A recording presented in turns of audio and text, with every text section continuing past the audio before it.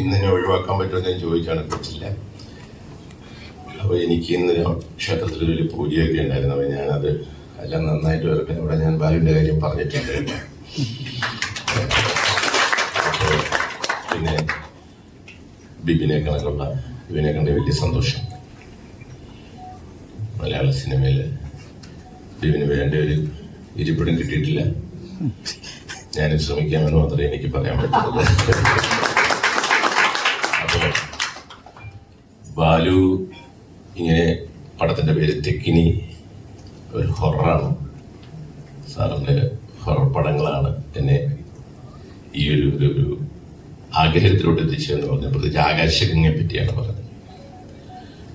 ആകാശഗംഗ അന്ന് വലിയ ഹിറ്റായിട്ട് ഓടിയ പടമായിരുന്നു. എൻ്റെ ജീവിതത്തിൻ്റെ ഒരു വലിയ ചേഞ്ച് ആയിരുന്നത്. കാരണം ആകാശഗംഗ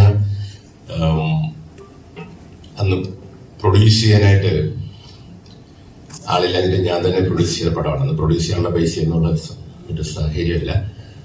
അപ്പം ഞാനത് പറഞ്ഞിട്ടുണ്ട്.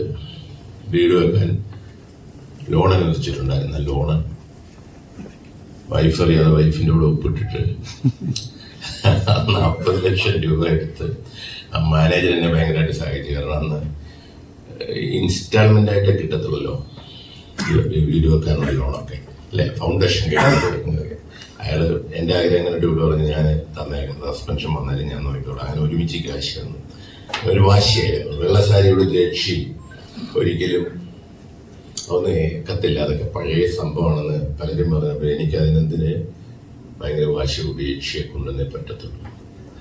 അങ്ങനെ അതിനകത്തും ഈ പറഞ്ഞാൽ അന്നത്തെ സൂപ്പർ സ്റ്റാർസ് എന്ന് പറഞ്ഞാൽ ഇന്നത്തെ മമ്മൂട്ടി, മോഹൻലാലും, ജയറാമും, ദിലീപും ഒക്കെ ആയിരുന്നു.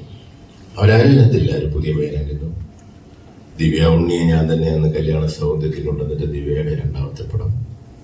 മയൂരി പുതിയതായിരുന്നു.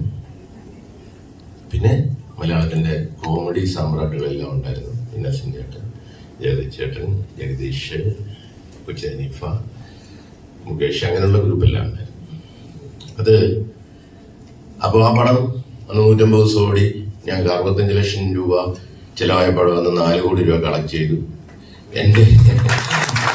ഞാനൊരു കൊച്ചു വീട് പ്ലാൻ ചെയ്ത് ഇപ്പം എൻ്റെ വലിയ വീട് അങ്ങനെ ഉണ്ടായി. അപ്പം ജീവിതത്തിൻ്റെ നമ്മൾ റിസ്ക് എടുത്താലേ നമുക്ക് എന്തെങ്കിലും ഒരു ഫലം കിട്ടത്തുള്ളൂ. ആ റിസ്ക് എടുത്ത് അപ്പോൾ എന്നെ സംബന്ധിച്ച് ആകാശഗംഗ ഹൊറർ ഭയങ്കര യക്ഷി എന്നെ ഭയങ്കരമായിട്ട് സഹായിച്ചതാണ്. യക്ഷി, ആ യക്ഷി എന്ന് പറയുന്നതിനകത്തൊരു ആ കഥയ്ക്കുമുണ്ട്. എൻ്റെ കുടുംബത്തിലെ കുട്ടനാട്ടിൽ പുതുക്കരയിലാണ് ഞാൻ ജനിച്ചത്. എൻ്റെ അച്ഛനും അമ്മയൊക്കെ കൊച്ചിനാവും മരിച്ചു പോയതുകൊണ്ട് ഞാൻ അമ്പലപ്പുഴയ്ക്ക് പിന്നെ എൻ്റെ സിസ്റ്ററോടെ താമസാക്കി.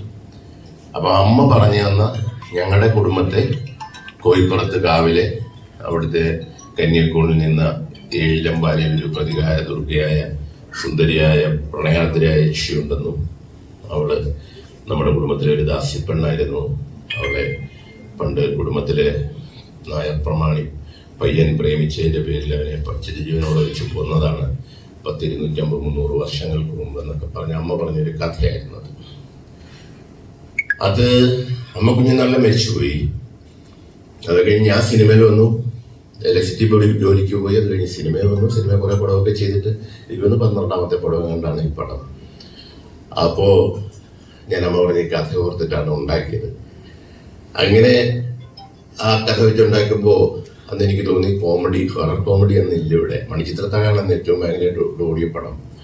പക്ഷെ അതിനകത്ത് വേറെ സൈക്കോളജിക്കൽ സംഭവമായിരുന്നു. പിന്നെ അത് മോഹൻലാലും സുരേഷ് ഗോപിയും ഉൾപ്പെടെയുള്ളവരെല്ലാവരുമാണ് അതിനകത്ത് അഭിനയിച്ചിരിക്കുന്നത്. ഞാൻ എല്ലാവരും പുതിയ ആൾക്കാരാണ് കൊണ്ടുവന്നത്. അങ്ങനെ കഥയുണ്ടാക്കി. അതിനകത്ത് ഞാൻ എൻ്റെ നാട്ടിലെ എൻ്റെ കാവില് ഞാൻ 5ാം ക്ലാസ്സിലൊക്കെ പഠിക്കുമ്പോൾ കണ്ടിരുന്നതാണ് എല്ലാ വെള്ളിയാഴ്ചയും ചൊവ്വാഴ്ചയും തുള്ളലുണ്ട്.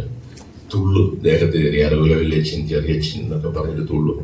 അപ്പോൾ അമ്മയൊക്കെ ഭയങ്കര ഭക്തി നിർഭരമായിട്ട് ചിലപ്പോൾ ഓടിപ്പോയി കുളിച്ചിട്ടൊക്കെ ആയിരിക്കും വന്നിട്ട് ചോദിക്കും, മോൻ നന്നായിട്ട് വരുമോ എന്നൊക്കെ ചോദിക്കുമ്പോൾ പറയും വരാനും വരാതിരിക്കാനും ചാൻസ് ഉണ്ടെന്നുള്ള രീതിയിലേ പറയത്തുള്ളൂ.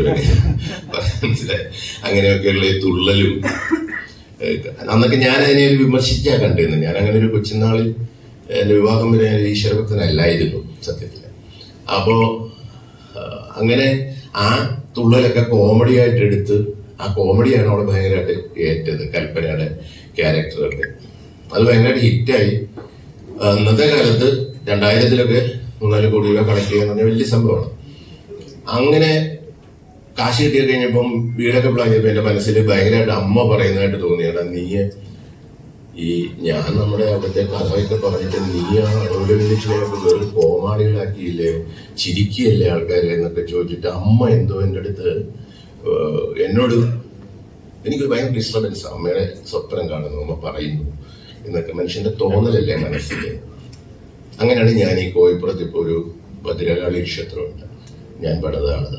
അന്നത്തെ കാലത്ത് 10-25 ലക്ഷം രൂപ മുടക്കി ഒരു ഭദ്രകാളി ക്ഷേത്രം പണിതു, ഈ യക്ഷിക്കും ഈ അവിടുത്തെ ഭദ്രയ്ക്കും ഒക്കെ ആയിട്ട്. മനുഷ്യന്റെ ജീവിതത്തിൽ ഇത്തരം സാഹചര്യങ്ങൾ, ഞാനിപ്പോൾ ഇത് ബാലു ഇങ്ങനെ ഒരു പടം എടുക്കുന്നു, ഈ യക്ഷിയാണ് എന്നെ ഏറ്റവും കൂടുതൽ പ്രചോദിപ്പിച്ചതെന്നൊക്കെ പറഞ്ഞുകൊണ്ടാണ് ഞാൻ ഇത് പറഞ്ഞത്. നമ്മൾ വിശ്വസിക്കുമെങ്കിൽ യക്ഷി നമ്മളെ സഹായിക്കും, എന്നത് കുഴപ്പമില്ല. യക്ഷിയല്ല, എന്ത് സഹായിക്കണേലും നീ നന്നായിട്ട് സ്ക്രിപ്റ്റ് എഴുതണം, നന്നായിട്ട് സ്ക്രിപ്റ്റ് എഴുതണം. അതിന്റെ പ്രത്യേകിച്ച് അന്നത്തെ കാലമല്ലെന്ന് ഞാൻ വെള്ളി നക്ഷത്രമോ അല്ലെങ്കിൽ ആകാശഗംഗയോ, വെള്ളി നക്ഷത്രത്തിലും സൂപ്പർ സ്റ്റാർ ഒന്നുമില്ല, അന്ന് പൃഥ്വിരാജൊന്നും സൂപ്പർ സ്റ്റാർ ആയിട്ടില്ല, ചിലരൊക്കെ പുതിയ ആൾക്കാരാണ്. അപ്പോ ഇതൊക്കെ ഈ ഹൊറർ പടങ്ങൾക്കൊക്കെ ഒരു മിനിമം ഗ്യാരണ്ടി ഉണ്ട് നമ്മുടെ പ്രേക്ഷകരുടെ മുമ്പിൽ. അതിന് നല്ലപോലെ അതിന്റെ ഒരു സ്ക്രിപ്റ്റ് ഒക്കെ ചെയ്ത് നന്നായിട്ട് വരിക. ബാലുവിന്റെയും രാജന്റെയും ഒക്കെ ടീമിന് എല്ലാവിധ ആശംസകളും നേരുന്നു. നന്നായി വരട്ടെ. ഇതിന്റെ ഒരു വലിയ ആഘോഷത്തിന് എന്നെ വിളിച്ചാൽ ഞാൻ വരാം. അങ്ങനെ വലിയ ഹിറ്റാകട്ടെ.